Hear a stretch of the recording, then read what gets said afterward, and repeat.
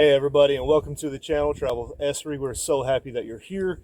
We want to thank everyone who has watched the videos, everyone who has subscribed, liked, commented, your comments. Thank you so much for your comments. You have helped me out tremendously on my endeavor as far as trying to get this up and running. And then as an overall, we thank you so much for all your helpful suggestions as we go into this adventure of full-time travel. So definitely want to get that first and foremost. Thank you, thank you, thank you. We have read all the comments. Some very good advice out there that I am definitely going to be doing on this next step, this next portion of trying to do some hauling. We're the Essary family, and we're exploring America one destination at a time.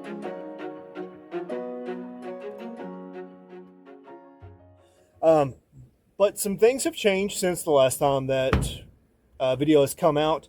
And one of the biggest things, and something that I knew even going into it, was the auxiliary fuel tank was to increase the capacity for the amount of fuel that you can carry at a time, because it's so important to try to get gas at a reputable place as cheap as you possibly can get it. Now, there are some states out there, and you know what states you are, I don't have to name names, that your gas is pretty expensive. And so whenever you're in those less expensive places, it's nice to be able to top out or top up, fill up, carry as much as possible to go as long as possible, especially during that 14-hour window that I talked about in some of my last videos, in order to get a full 11-hour drive time, but still allow you to stop whenever you want to stop and not whenever you're forced to stop. So there was a lot of comments about that, and so I'm definitely taking that to heart. I have me a RDS.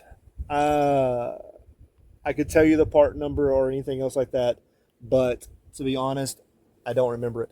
But I do know it's an RDS 100-gallon fuel tank with a toolbox combo. So with that being said, this is definitely going to increase my fuel capacity by 3 times the fuel capacity that I can take now. Unfortunately, time did not allow me to self-install this, so I can't tell you the ins and outs of how it was installed. So I had it professionally installed, had them, I found it on Facebook Marketplace.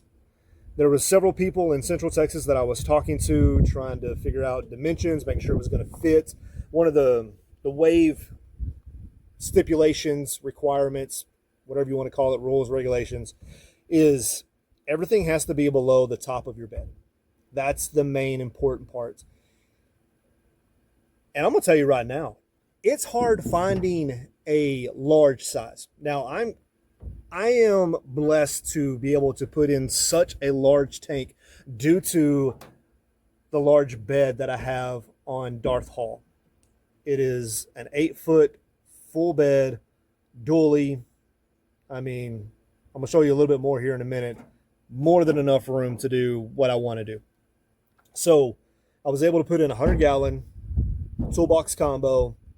It didn't come with keys, though, to the toolbox, so I'm not going to use it for safety's sake this go-around, but I will get that changed out, and I'll show you in another video how I changed that out, how I set it up, so tools don't rattle, tools don't just kind of slide around as I go from one thing to another. Another thing that I did is Facebook Marketplace, which, to be honest, I didn't know if I was truly going to like or if I wasn't going to like. But I got a hold of a wonderful couple who pretty much had the same setup as me. They had a Dodge Dually. Theirs was a little newer than mine, but it came with the factory puck system in like mine has. And they have a Kurt Q25, which is a 26,000 pound fifth wheel hitch. And you can just see my bed. You can see how much room I have, and still how much room I have from the tailgate to the fifth wheel hitch, which is going to allow me to, if I wanted to, not that I am, but it gives me that option of putting in another toolbox that is a little bit deeper than the one that's back here. That'll allow me to put some of my deeper stuff that I have to carry for wave. So doing the whole transport thing, that's kind of what it looks like. So there's my bed, fifth wheel hitch, gas tank, toolbox. And I was able to get the tank and the fifth wheel hitch from what I profited off of my first run. So that's important. Now, I'm going to go into the nitty-gritty details because that's what it's all about, but I really want to get this next portion out of the way. That way I just have more numbers to give you a more clarity, a more clear view of what I went through on the first couple runs. So I am going to be breaking that down. I still have all the numbers, so don't worry. I didn't forget. I'm not getting away from you. Excuse the messiness of my hands. Been working a little bit.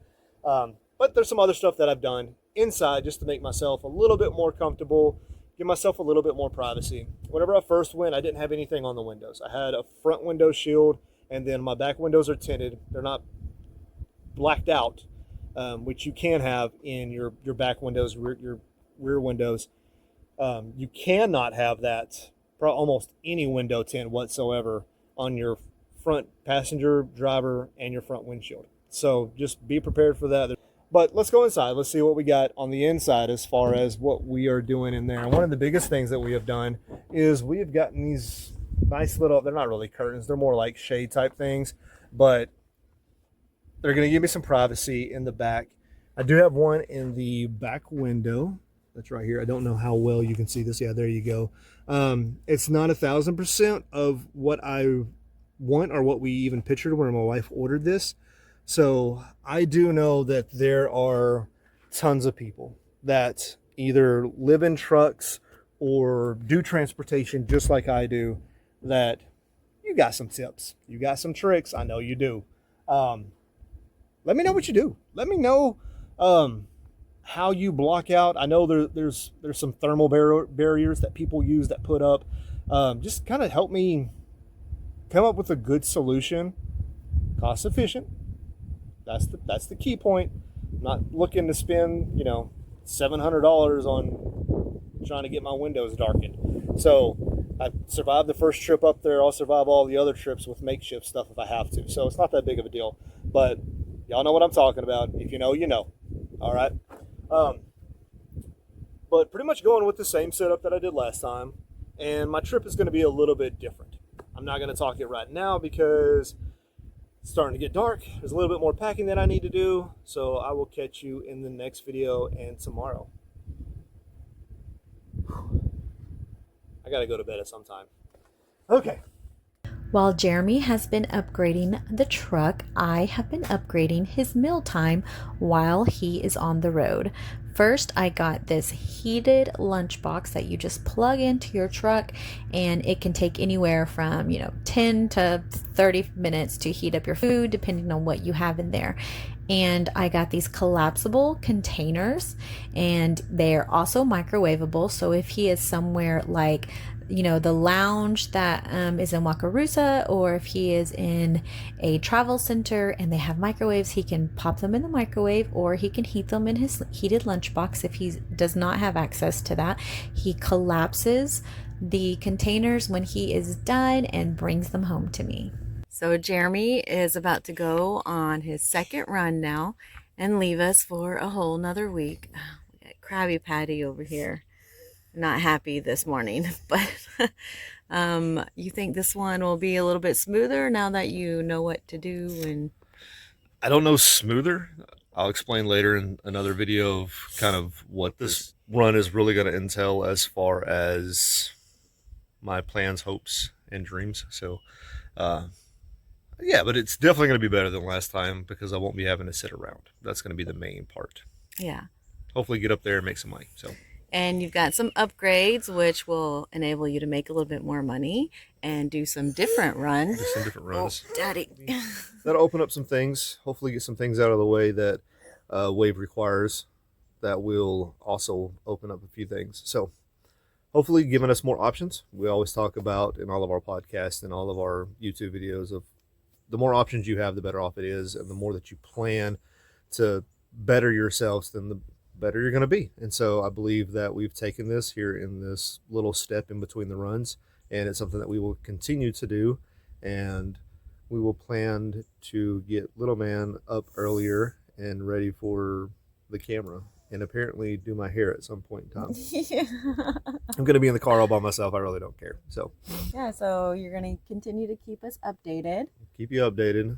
All the different stuff that's going to happen. I'm going to meet with my dispatcher and a safety officer up in Wave and Goshen. I'll give you more details as that unfolds and kind of what that entails. And then I've kind of like already pre-hinted to her, like, hey, I'm going to be up there for the week. Keep me busy. So hopefully she will help me out. I know there's other guys that are doing the exact same thing. So Yeah, and in 6 more weeks, we will be adding our full-time journey vlogs to his transport vlogs. It'll all start to mesh together.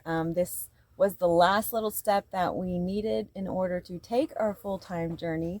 So we're finalizing all of these details and working out the kinks and stuff like that.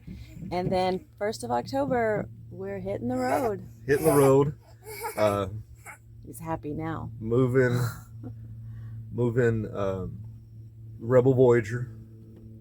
It's going to start moving around a whole lot more than it Yeah. has been. Yeah. And Darth Haul is going to see a lot of highway miles. So a lot coming.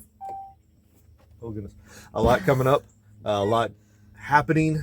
Just making sure that we're prepared. We're in a good spot and a good mindset. And it's for me, it's a scary jump. I mean, from your 9 to 5, something solid, something that you know of, to doing what we're going to do.